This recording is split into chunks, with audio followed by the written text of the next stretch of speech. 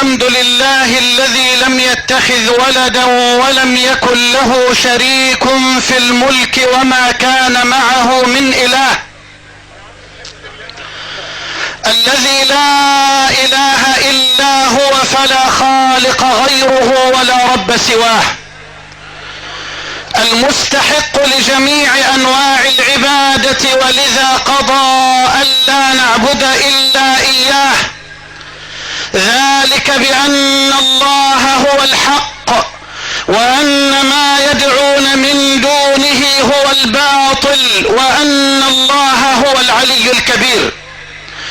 وأشهد أن لا إله إلا الله وحده لا شريك له، وأشهد أن سيدنا محمدا عبده ورسوله، اللهم صل وسلم وزد وبارك عليه وعلى آله وأصحابه وأحبابه وأتباعه وعلى كل من اهتدى بهديه واستنى بسنته وقتفى أثره إلى يوم الدين. أما بعد، فحياكم الله جميعا أيها الآباء الفضلاء وأيها الإخوة الأحباب الكرام الأعزاء، وطبتم جميعا وطاب ممشاكم وتبوأتم من الجنة منزلا. وأسأل الله العظيم جل وعلا الذي جمعنا مع حضراتكم في هذا المشهد المهيب الكريم على طاعته أن يجمعنا في الآخرة مع سيد الدعاة المصطفى في جنته ودار مقامته، إنه ولي ذلك والقادر عليه. أحبتي في الله، هذا يوم التضحية والفداء، هذا يوم التضحية والفداء، هذا هو عنوان لقائنا مع حضراتكم في هذا اليوم الكريم المبارك.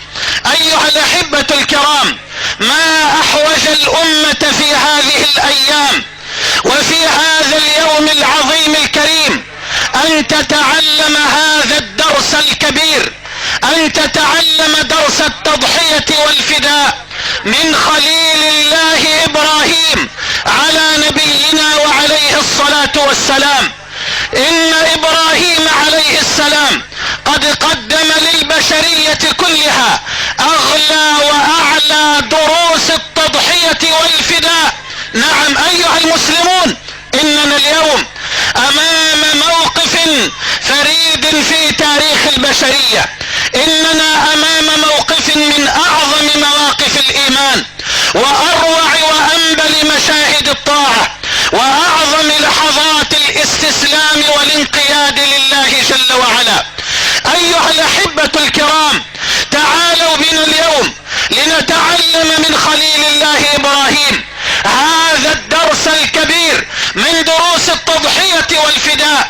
فها هو إبراهيم عليه السلام يتضرع إلى الله جل وعلا أن يرزقه ولدا صالحا بعدما عزم على أن يهجر الوطن والأهل، ذلكم لأن قومه قد أصروا على عبادة الأوثان بعدما رأوا الآية الكبرى والمعجزة العظمى، بعدما نجى الله خليله من النيران، ومع ذلك عزم القوم على عبادة الأوثان. وهنا قال إبراهيم إني مهاجر إلى ربي، وقال إني ذاهب إلى ربي سيهدين، وتضرع إلى الله أن يرزقه ولدا صالحا ليعينه على هذا الأمر العظيم، وقال إني ذاهب إلى ربي سيهدين، رب هب لي من الصالحين. واستجاب الله جل وعلا دعاء خليله إبراهيم فبشره بغلام حليم، فبشرناه بغلام حليم، وتنزلت البشارة على قلب الخليل كتنزل حبات الندى على الزهرة الظمأ والأرض العطشى. فطالما تطلع إبراهيم إلى هذا الغلام الذي يشهد له ربه جل وعلا بأنه حليم، تدبر معي أيها المسلم الكريم تتابع الأحداث. يقول الله جل وعلا فلما بلغ معه السعي قال يا بني إني أرى في المنام أني ابراهيم عليه السلام يأنس بولده ويسعد بصباه ويفرح بسعيه معه، إلا ويفاجأ إبراهيم بهذا الابتلاء العظيم. إنه يرى أنه يذبح ورؤيا الأنبياء وحي أيها الأخيار. إذن إنها التضحية، إنه الفداء. يا الله يا الله، رحماك رحماك يا الله. التضحية بماذا؟ التضحية بالابن الوحيد، التضحية بالابن الوحيد الذي طالما تطلع إليه إبراهيم عليه السلام. إنه الابتلاء الذي لا مثيل له في تاريخ البشر. إنها التضحية التي ترتقي إلى أفق رضيء تعجز عقول البشر أن تتصوره مجرد تصور فحسب.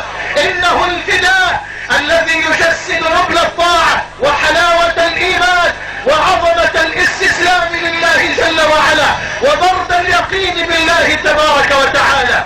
أيها المسلمون، هل تتصورون هذه اللحظات وإبراهيم عليه السلام يقوم لينفذ أمر ربه جل وعلا بهذا الغلام البار الحنيف، ويقول له: يا بني إني أرى في المنام أني أذبحك فانظر ماذا ترى. فيرد الولد الذي يرتقي هو الآخر إلى أفق قد ارتقى إليه من قبله أبوه عليهما السلام. يقول الغلام البار: يا أبت افعل ما تؤمر ستجدني إن شاء الله من الصابرين. وانطلق إبراهيم للتنفيذ فعلا. فلما أسلما وتله للجبين، أي ألقى إبراهيم الولد على وجهه ليذبحه من قفاه حتى لا تقع عين إبراهيم على عين ولده البار، فتخاطب البنوة الوادعة الحليمة البارة الأبوة الرحيمة الكريمة في قلب إبراهيم، فيتوانى عن تنفيذ أمر رب العالمين جل وعلا. وهنا يكون الابتلاء قد تم، ويكون الاختبار قد وقع، وتكون النتيجة قد ظهرت، ويكون إبراهيم وإسماعيل عليهما السلام قد جاوزا الابتلاء والاختبار الذي ابتلاهما به العزيز الغفار جل وعلا. ظهرت العبودية لله وظهر الاستسلام لأمر الله، والله جل وعلا لا يريد من عباده إلا العبودية وإلا الاستسلام وإلا الإذعان، حتى لا تستبقي النفس لنفسها في نفسها شيئا، ولا تقدم شيئا على الله ولا على أمر الله ولا على أمر الله جل وعلا ولا على نواهيه ولا على حدوده. وهنا نادى الله جل وعلا على إبراهيم: يا إبراهيم قد صدقت الرؤيا إنا كذلك نجزي المحسنين. إلى هذا لهو البلاء المبين. وفديناه بذبح عظيم وتركنا عليه في الآخرين. سلام على إبراهيم، سلام على هذا الشيخ الأواه المنيب الحليم الذي وفى، الذي علم الدنيا حقيقة التضحية وعظمة الفداء لله جل وعلا. أيها المسلمون، إن أولى الناس باتباع إبراهيم هو النبي محمد صلى الله عليه وسلم والموحدون لله جل وعلا مع رسول الله. قال تعالى: قد كانت لكم أسوة حسنة في إبراهيم والذين معه. وقال تعالى: ما كان إبراهيم يهوديا ولا نصرانيا ولكن كان حنيفا مسلما وما كان من المشركين. إن أولى الناس بإبراهيم للذين اتبعوه وهذا النبي والذين آمنوا، والله ولي المؤمنين. ما أحوج الأمة اليوم في ظروف حرجة ذلت فيها الأمة وهانت لألأم أمم الأرض ولأحقر أمم الأرض. ذلت الأمة وهانت لخنازير الأرض من اليهود. ما أحوج الأمة اليوم إلى هذا الدرس الكبير، إلى درس التضحية لدين الله جل وعلا. فوالله الذي لا إله غيره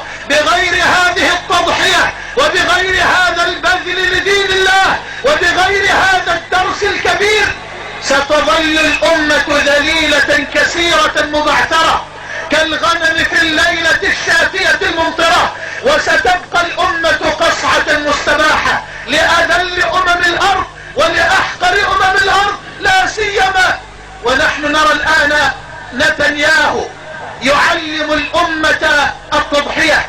إن الرجل يضحي الآن لعقيدته بكل سبيل وبكل قوة، لا يحترم في سبيل أمته ولا في سبيل عقيدته، لا يحترم ميثاقا دوليا ولا قانونا عالميا، ولا يحترم مجلس الأمن ولا هيئة الأمم ولا أمريكا، لا يحترم إنسانا على الإطلاق في سبيل هذه الغاية التي نذر نفسه من أجلها.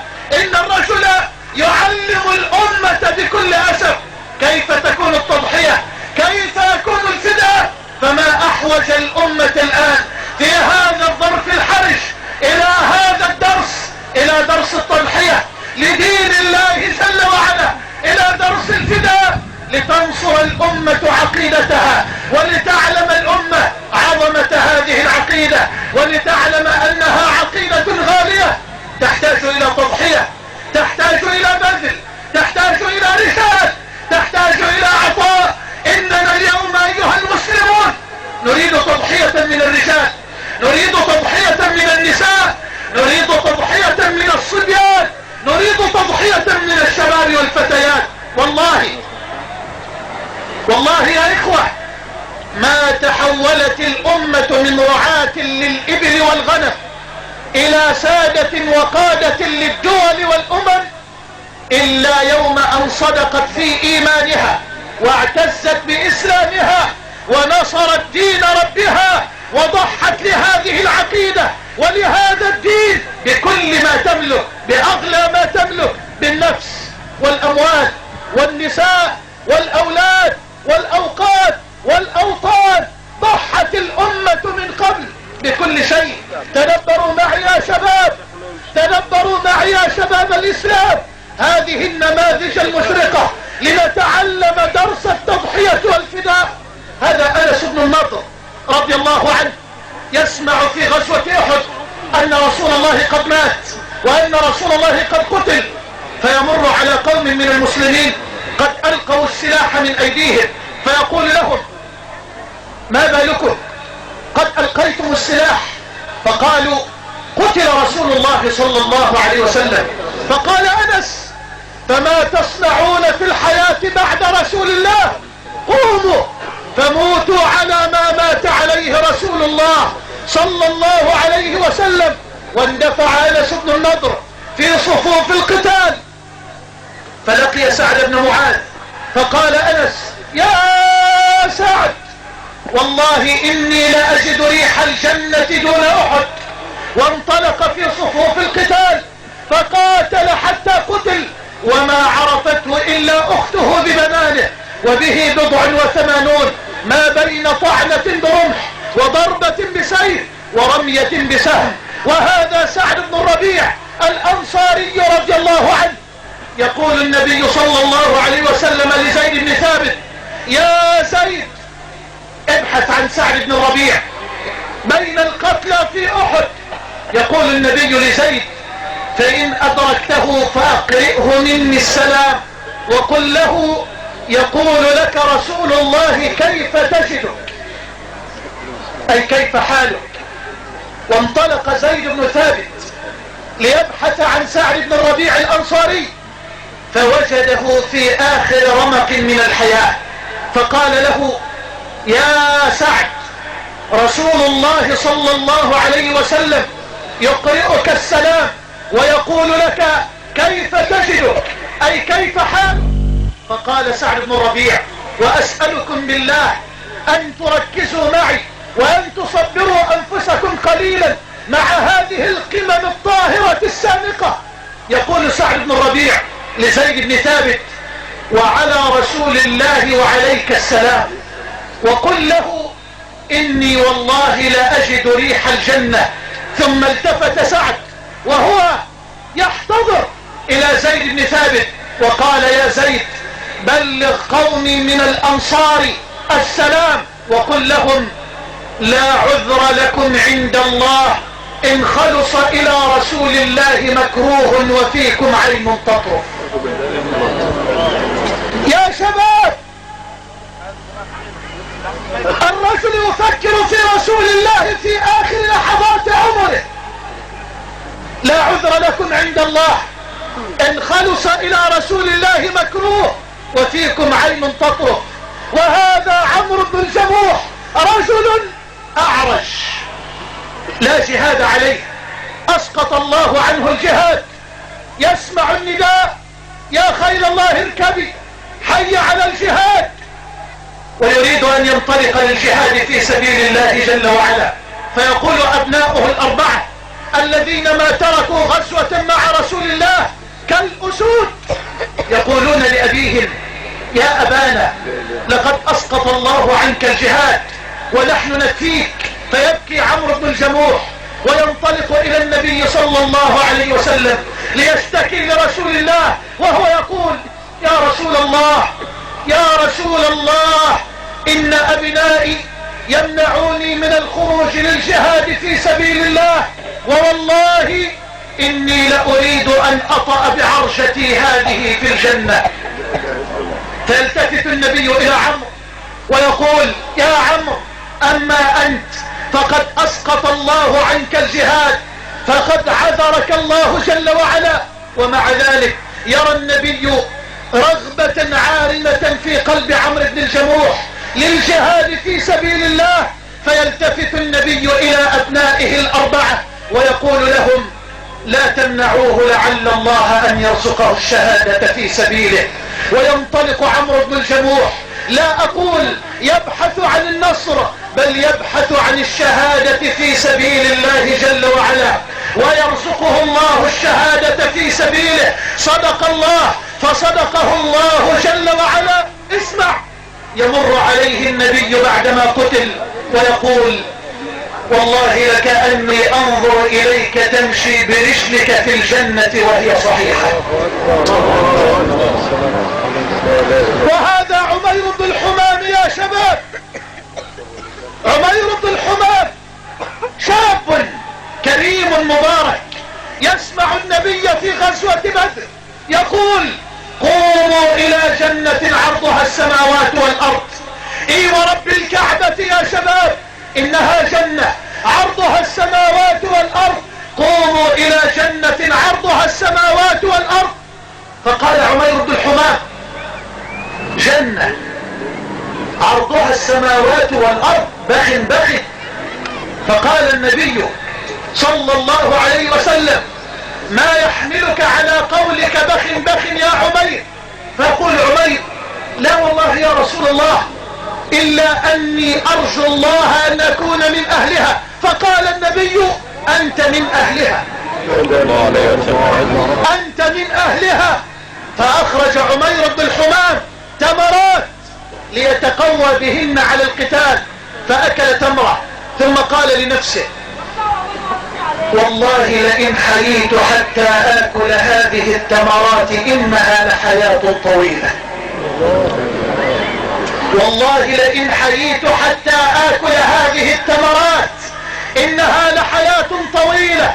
ويلقي بالتمرات ويندفع في صفوف القتال فيقتل، لأنه صدق الله جل وعلا.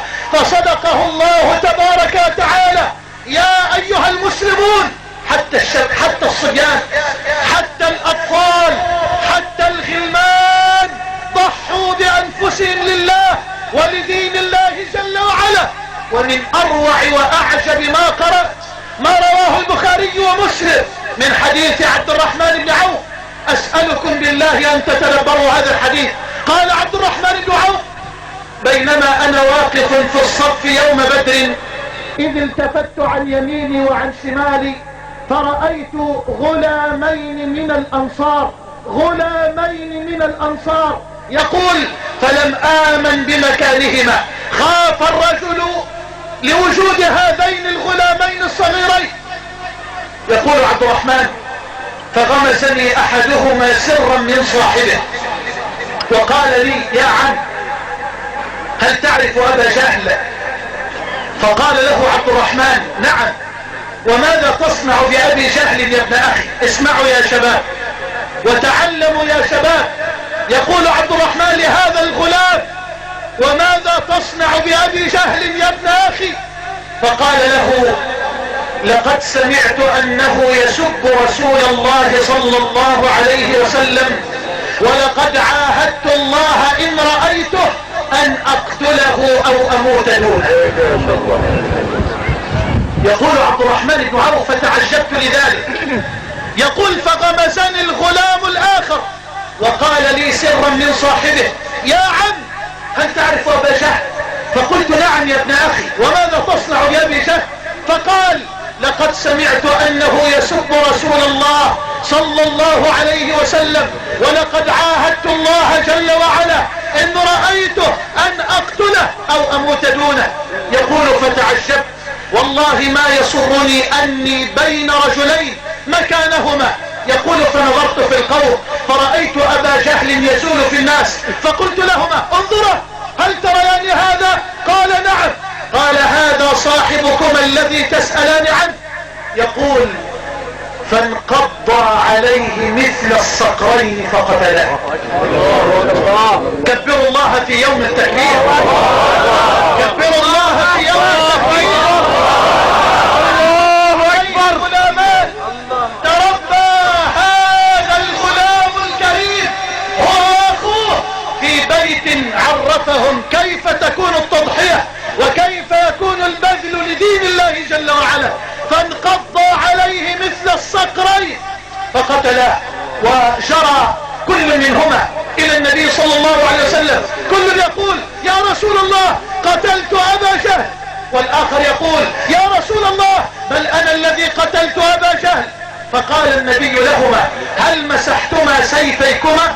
قال: لا. قال النبي صلى الله عليه وسلم: أعطني سيفك. وقال الآخر: أعطني سيفك. ونظر النبي إلى السيفين فوجد دم أبي جهل على السيفين، فالتفت إليهما وقال: كلاكما قتله، كلاكما قتله. والبطلان هما معاذ بن عمرو بن الجموح، ذلكم الرجل الأعرج، معاذ بن عمرو بن الجموح ومعاذ بن عفراء. حتى النساء أيتها الأخوات الفاضلات، نريد الآن من النساء التضحية لدين الله جل وعلا.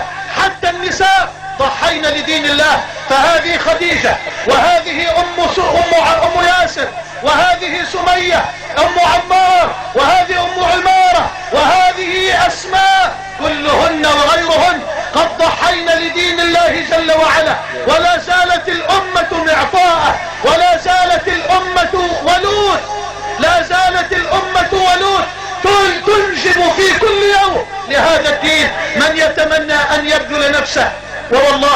ووالله ثم والله إنني لعلى يقين جازم الآن أن من بين يدي الآن من الشباب بل ومن الشيوخ بل ومن النساء من يتمنى أن لو نودي اليوم: حي على الجهاد، حي على الجهاد، حي على الجهاد،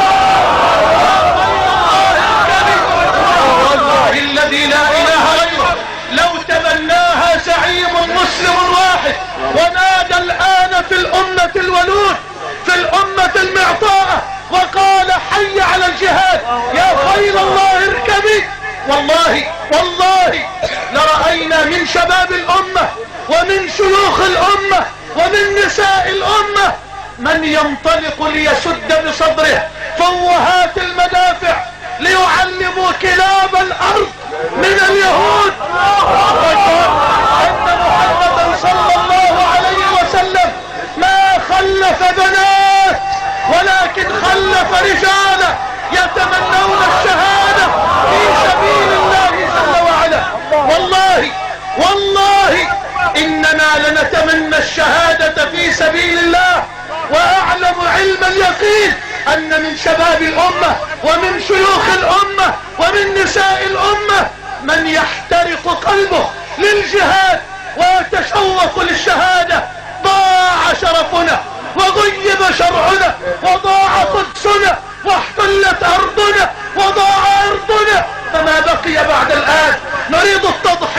الله بالدماء، نريد التضحية بالدماء لدين رب الأرض والسماء جل وعلا. فهيا أيها الشباب، هيا أيها الرجال، هيا أيتها الأخوات الفاضلات، فلنعاهد الله جل وعلا جميعا من الآن ولنهيئ أنفسنا للتضحية، للتضحية بالنفس، للتضحية بالمال، للتضحية بالأولاد، للتضحية بالأوقات، للتضحية بأغلى ما نملك لدين الله جل وعلا. فإننا الآن بغير هذه التضحية لا عزة لنا ولا كرامة. والله ثم والله إن الأمة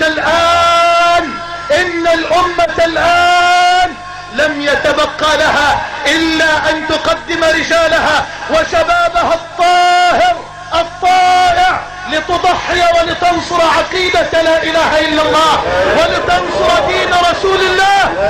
وسيرى العالم كله وسيرى خنازير الأرض من اليهود أن هذه الأمة، أن أتباع محمد صلى الله عليه وسلم يسيرون في كل زمان ومكان على ضرب النبي.